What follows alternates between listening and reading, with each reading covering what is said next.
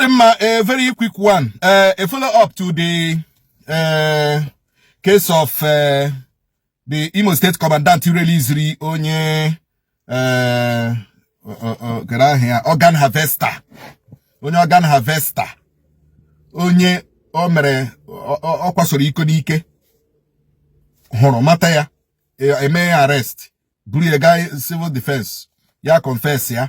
Na we onye, you know. At the end of the day, the commandant, Imo Civil Defense, release the guy. A reporter to Tiger Base, either Burie from Civil Defense, Abiazia, and I say, I when the Berano, Eduquesi release here. Eduquesi Mbola actually the guy. The guy Gabia.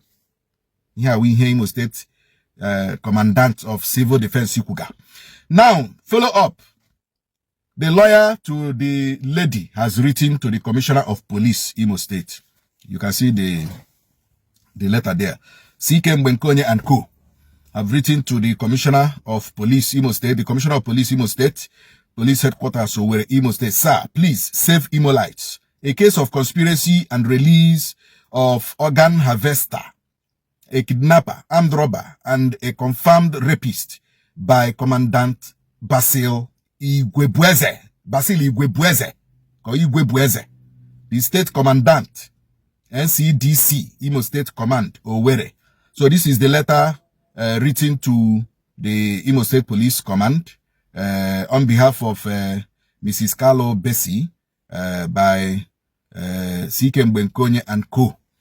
You know, so these are the letters. The letters are there. 3 pages of letters are there. A whole lot of things were written there. So, Abron Egoy of Fama, Ega Aho. We'll post it too. We post it so that you can zoom and read. You can zoom and read. Okay, what exactly what really transpired. And so this is the first step we are taking. We are going to take another step, and that is going to court. We are going to take another step, and that is going to court. Obrona, the investigation, will take this matter up. And as we are taking it to court, we are also taking it to the national headquarters of civil defense. And we seek for the suspension of this commandant. I suspend the good on then ya biazaronia no lipe. I suspend ya biazaronia no lipe. Or ya but try that guy.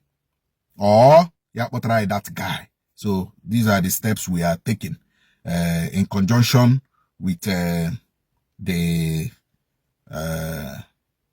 chambers of C.K. Mbenkonye and also Nchekwando Ogbenye Foundation. So if you look at the last letter there, Chinon Soba is there, and Human Rights Commissioner Abuja has been written. Inspector General Police Abuja has been copied, and we are going to follow this thing up to the logical conclusion. We will not allow this to slide. I am in Imo State to make sure when organ harvesters na this state, because obro na this commandant my henda na emende mmadu. Ama monye obuko onye Igbo. Igwe bueze. Amam state oshiribia.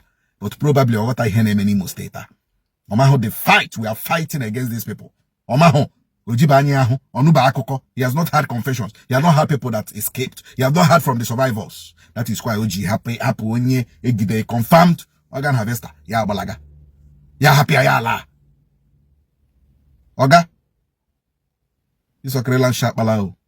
Himba kura gi wejoku. Iso Kerelan Shapala.